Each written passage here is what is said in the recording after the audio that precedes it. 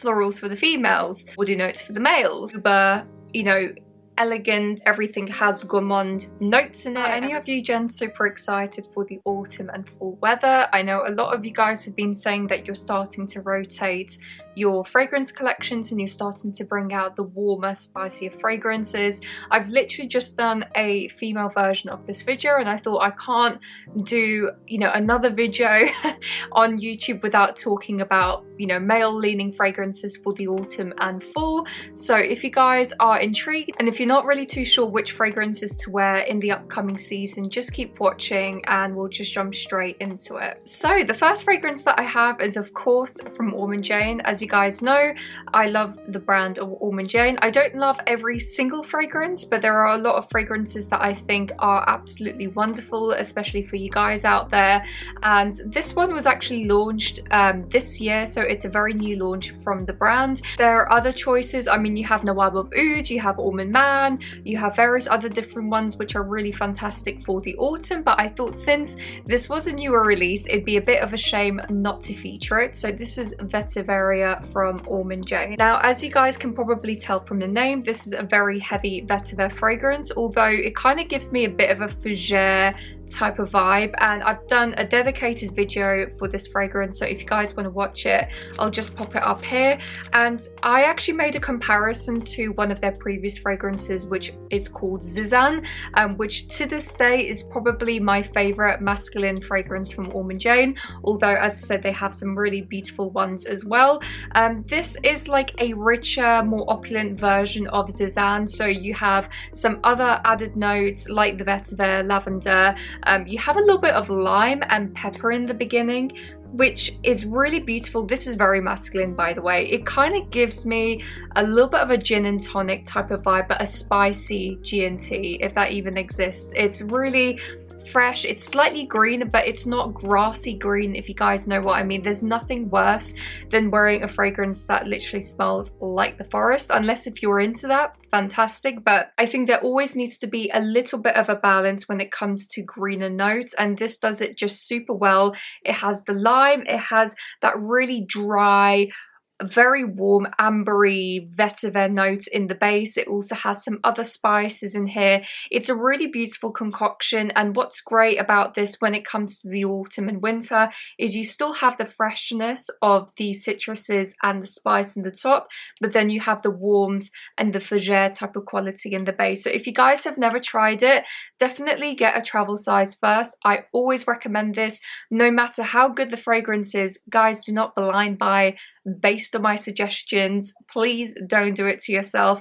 I'm actually going to do, kind of tailing off from that, a video talking about fragrance mistakes that I've done over the years. So if you guys are interested to see, you know, what things to avoid, I'm going to be doing that video the following weekend. But anyway, definitely buy yourselves a travel size. I always say this, but I do have a discount code in case if you guys are interested, so I'll link that below. And yep, that is the first one. What you guys are going to notice from this video is there's going to be a whole lot more of spicy leaning fragrances, and I think especially when the weather changes, it starts to get a bit cooler outside, I think that is the appropriate time to wear something that is a bit spicier, a bit more zingy. And this one, I don't know if I've ever featured on a male video.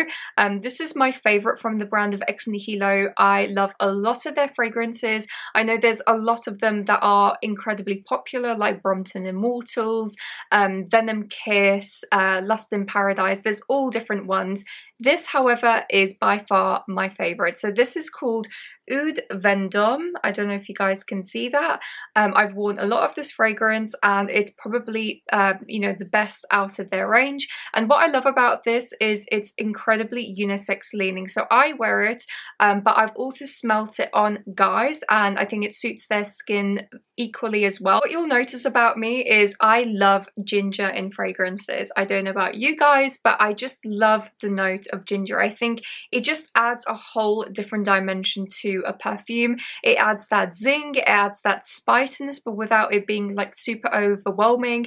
And the ginger in here is paired with a saffron beginning in the top. It's really zingy, it's light, it's fresh, but then what automatically happens, as you can probably tell from the name, it soon becomes quite ambery and oudy, but it's not a very overwhelming oud. It's like an oud accord, a very, very soft oud accord in the background, to the point where it just melds really well with the other resinous notes. I think it might even have labdanum in here, which again adds like a whole different dimension to this fragrance. And what I love about this is the fact that you still have that quite fresh, invigorating opening from the ginger, but then you also have this really warm, decadent base with, you know, the other added notes in here. So if you guys are into something that has, you know, both freshness and warmth in the base, then definitely try Oud Vendome from ex Nihilo. Now moving on to one of the most underrated fragrances in the game. I've actually talked about this in my female video recently for the autumn and winter, and this one is just unbelievable. In fact, a lot of you guys messaged me to say that you have bottles from this brand, and I'm really intrigued about their other fragrances as well. I really want to try, you know, their full range and just see if there's any ones that I really enjoy. But this is very unisex leaning. I don't think it leans either feminine or masculine, and that's very rare. Typically, I always find, you know, fragrances are marketed for a specific gender. I think we'd be lying to ourselves if we said, oh yeah, every fragrance, anyone can wear it. And in theory, anyone can wear it. Yes, of course. But the likelihood is it's going to contain notes that are more leaning towards a stereotypical gender, right?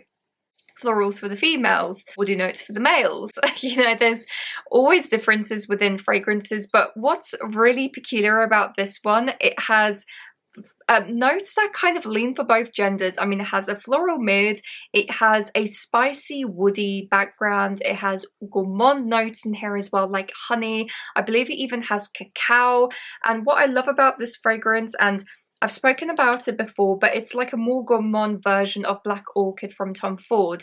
And I know not everyone is a massive fan of Black Orchid, but for the people who love it, like me, if you know, you know. And what I love about that Black Orchid type of DNA is the plum. The plum and the gourmand, spicy, woody, smoky kind of essence to it. And this is definitely like a more elevated, less harsh version of a Black Orchid from Tom Ford. What I find even more amazing about this fragrance is the longevity. It doesn't project massively, but with it being a high oil concentration, I believe with this being an extrait, it has like 30% natural oils in here. I could be wrong, by the way, but I would imagine it's between 20 and 30%. This lingers on your skin like there's no tomorrow, and the way it melts, my goodness gracious, it's unbelievable. And I was so lucky, I've talked about it in my previous video, the brand actually reached out to me because they saw that this was one of my favorites from last year and it was really high up on my wish list. And I was explaining that a lot of the times, especially for us smaller content creators, we don't really get the opportunities to partner with brands or with perfume houses that are genuinely amazing, if you know what I mean. There are so many different fragrance houses, as you guys know, and a lot of the bigger creators, they're always rotating the same fragrances, which is never a bad thing. You're giving people choices non-stop, but there are other brands out there to explore. And you know, the thing for me is it needs to be good quality for the price. Like a lot of these you know, content creators, they're pushing fragrances which are incredibly expensive, and at the end of the day, if you're spending that level of money, you want to ensure that you're getting the best for that money. And I think for that, this is the type of brands that I want to be working with. And I don't believe I have like an affiliate link, but they did offer for my viewers like a 15% discount code. So if you guys are interested, they do smaller travel size versions of this, which I would definitely recommend. Do not blind buy. I'll pop it in the description, and yeah, you guys can check it out. So that is God and Mood from Maison de la Sea. Now, a new release that blew me away straight away as soon as I smelt this is from the brand Jusbox. And as you guys know, Jusbox has a lovely range of different fragrances. To be fair, it's only been this year really that I've been exploring it, after Sebastian launched his you know, collaboration with the brand. I've kind of been discovering different fragrances here and there, and they have some beautiful choices. The majority of the fragrances are inspired by music, and I'm a huge music lover, so that's great for me. And this one is called London Hall. I believe this is a dedicated fragrance for Harrods, and as a result, they kind of wanted to give that older, more classic vibe, and this is definitely what you get within this fragrance. To me, this straight off the bat, for you gents who are not into this, I would skip this part. This is a heavy chypre fragrance, and if you guys know, chypres can kind of take different forms. So a classic chypre fragrance, you'll have citruses in the top, you'll have like a floralish kind of mid, and then in the base you have like labdanum, patchouli, heavier, woody, foresty kind of notes. And this is a chypre through and through, but this is like a modern take on a chypre fragrance. It also has leather, it has lavender, it has spice like cumin, saffron in the beginning. It's a really, really opulent fragrance, and you know, I do think that it leans more masculine than it does feminine, so this is why I featured it in this video. And you can really tell, you know, a super uber, you know, elegant human being would wear something like this.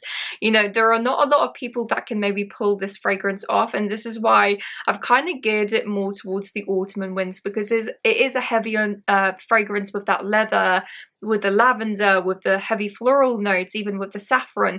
It kind of has a little bit of an old school type of vibe, like an 80s chypre vibe, but without it being massively overbearing or super old school, musty dusty, and it just is an incredible fragrance. So I was very pleasantly surprised by this one, and if any of you guys are into that more classical leaning, chypre, heavy, bold type of fragrance, and I think you'd really enjoy this. So that is London Hall from Jusbox. Leaning into that very bold fragrance style, I have a fragrance here which is definitely on the heavier side, and it's a statement maker. I don't think you can wear this like as an everyday fragrance. I think this is definitely more geared towards going out, doing something relevant to be wearing such a heavy fragrance.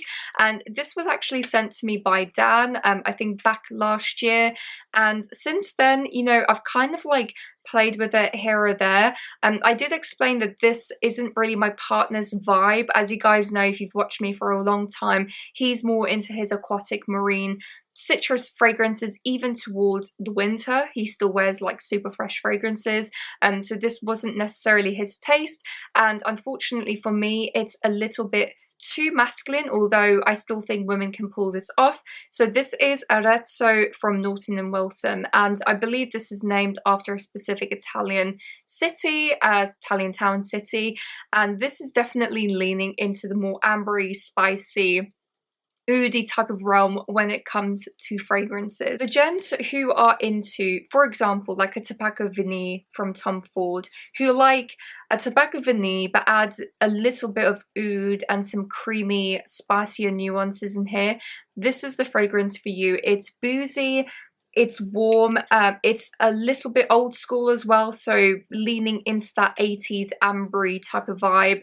That's kind of what I'm getting from this fragrance. It's evening wear, and I know a lot of older gents watch me and they prefer a little bit of a heavier leaning fragrance, or they want something a bit bolder. This is definitely for you. For any younger guys watching me, I would say sample first if you can. I don't know whether Dan carries samples or whether you can buy them online.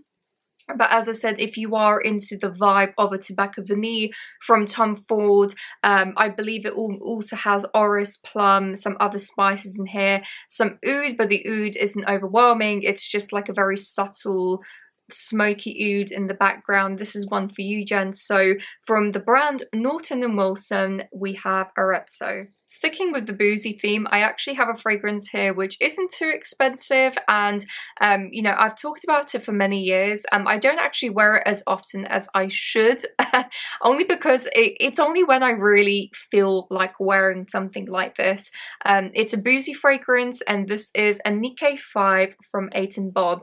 You can get it for a fairly good discount, and you can get like a smaller bottle like I have here, and a small amount does go a long way. It's not a long-lasting fragrance, but oh, there it goes. But it projects massively. So if you are into something that will garner you compliments maybe, that creates a bit of an atmosphere, this is a really great one. And I know for a fact, I don't know whether I'm assuming this by the way, that a lot of you guys are also into plum fragrances, what I've noticed. And I love plum in men's fragrances. I don't know what it is, but over the years, I've just been able to realize plum, fig, another one, or vetiver within men's fragrances to me is a massive plus. I don't know what it is, it just kind of adds this dry fruitiness within the fragrance, and that's what you're getting in here. It's plum mixed with, oh, this is so beautiful, it's very gourmand by the way. So imagine this being lighter and more gourmand than this one with an added element of booze. I believe you have a bit of rum in here, some vanilla. Oh, this is beautiful, very sweet, cocooning. In fact, I'll probably wear this today, to be honest. It kind of is really rainy and chilly outside, so I thought this might actually be quite a nice option. This is beautiful. It has caramel. Overall, if you're into a boozier fragrance, and if you're also into gourmand fragrances, I always assume that guys are not into gourmand fragrances, because I'm not, but I know a lot of females are, because that's like a trending theme in the fragrance world for the past like 3 years. It's gourmand overload, everything has gourmand notes in it, everything is vanilla, everything is cupcake, everything is Bianco latte. It's a bit too much, to be honest. I'm really over it. But having said that, I can't judge people who are into that, and I know some guys have actually said to me they're very much into gourmand leaning fragrances. So if you are, and if you want a rum, honey, vanilla, caramel fragrance, but still being fairly light because it has some florals in here, I believe it also has some citruses.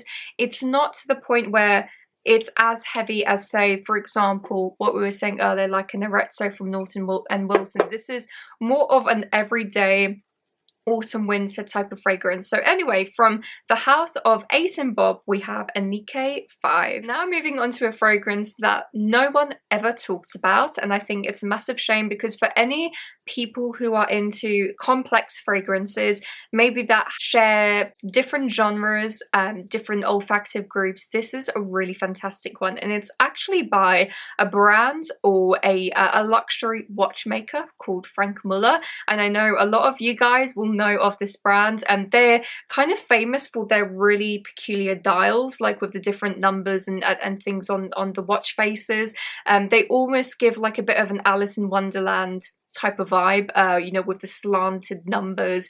They're actually quite cool. I mean, I'm not really necessarily into watches. I know a lot of you guys are, but if I was to get a watch, I'd probably get a Franck Muller watch. I know they're insanely expensive, by the way. I know I could never afford to get myself a Franck Muller watch. Actually, let's have a look, because I'm fairly intrigued now, because I'm not a watch person at all, but I would imagine they're quite expensive. So if we put watch prices, Franck Muller, they're not as expensive. Oh, tell a lie. There are some that are mega expensive. It's weird, isn't it? Like, I guess with any type of watch brand, you always get ones that are incredibly expensive and ones that are maybe a little bit less pricey. So on average, I would say the least expensive one here is 5,500 euros, and it goes upwards of 38,000 euros. My goodness gracious, I will not be buying a watch from this brand anytime soon.